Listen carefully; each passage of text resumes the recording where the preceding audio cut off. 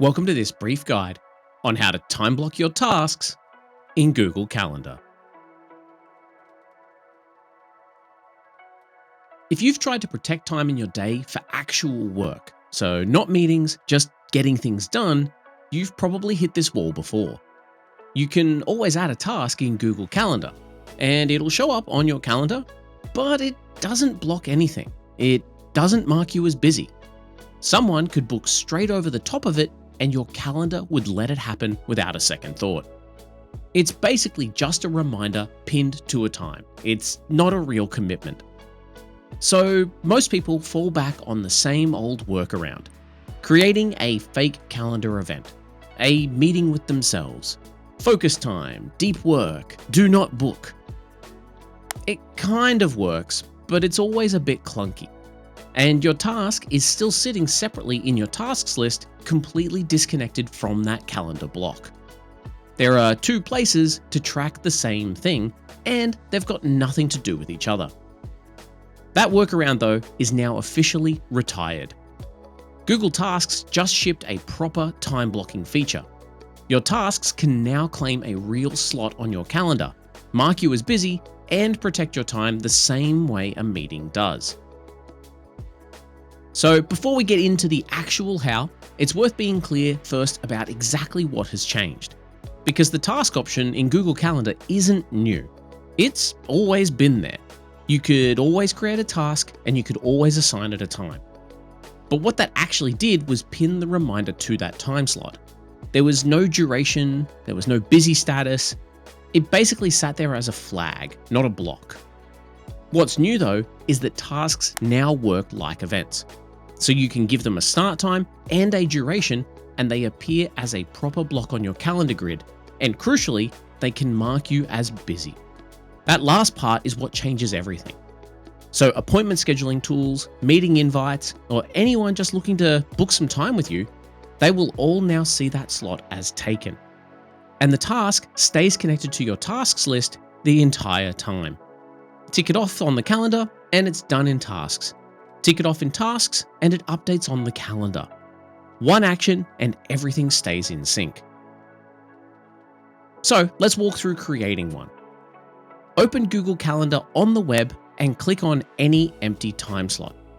The quick creation pop-up will appear and you'll see the task tab at the top alongside options such as event or out of office.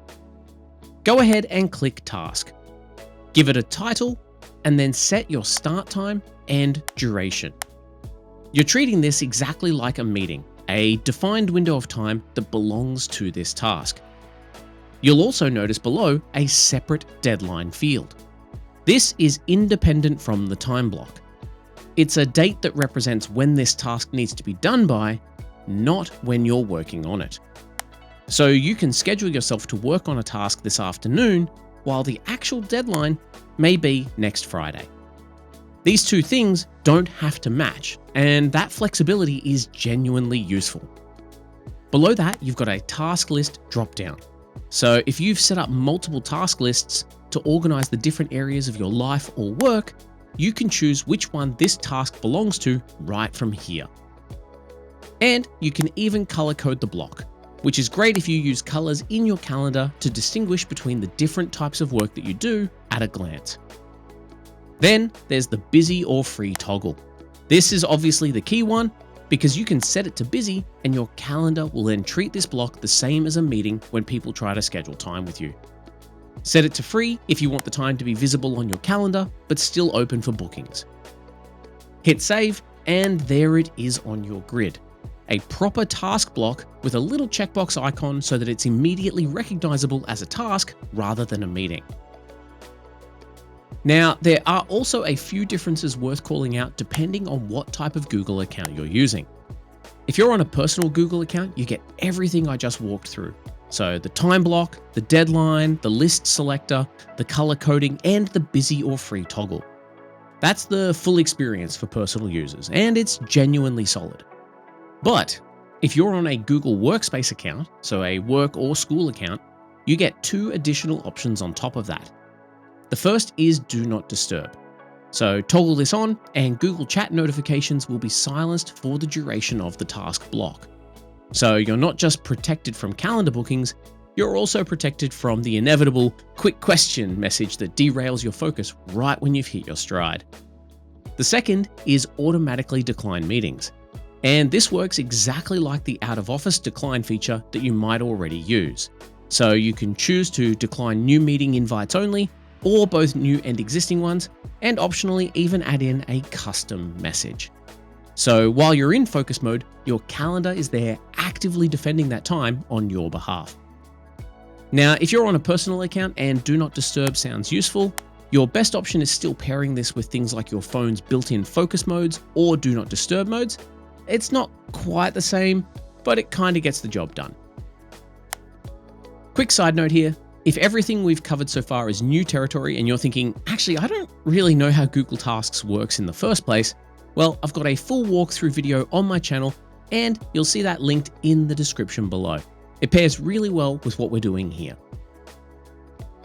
And a few things to know about managing these once they're on your calendar. First, creating the time block does not automatically complete the task when the time is up. The block stays on your calendar and the task stays on your list until you tick it off manually. And that's honestly the right behavior. Your calendar has no way of knowing whether you actually finished the work or just ran out of time. To mark it as done, click the checkbox icon directly on the calendar block. It'll cross it out right there. Or head over to the Tasks panel on the right side of your calendar and tick it off there. Either way, it disappears from your active task list and the calendar block shows as complete. And if you finish early, go ahead and tick it off straight away. There's no need to wait for the time slot to pass. You can also drag a task block to a different time slot, just like you would a regular event, and the task will update to match the new time slot. Simple. Now, a few quick tips to get the most out of this new feature. I suggest plan the night before. At the end of your workday, take a look at tomorrow's calendar. Find the gaps between your meetings and assign your tasks to those slots. You're basically building out your day before it even starts, which is one of the most effective things you can do for your own productivity. And be honest with your durations. People consistently underestimate how long things will take. If you think something is going to take 30 minutes, block out 45. A task that runs a little over is much less stressful when you've left yourself some breathing room. And use color coding.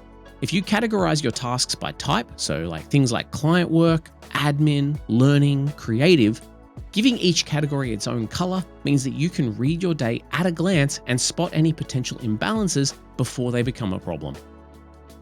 And don't fill every gap. Leave some buffer between blocks. Things come up. Emails need a reply, something takes longer than expected. A realistic plan that holds together is always better than an ambitious one that collapses by mid-morning. And there you have it. Google Tasks has always been one of those quietly useful tools. Simple, built-in, and easy to overlook.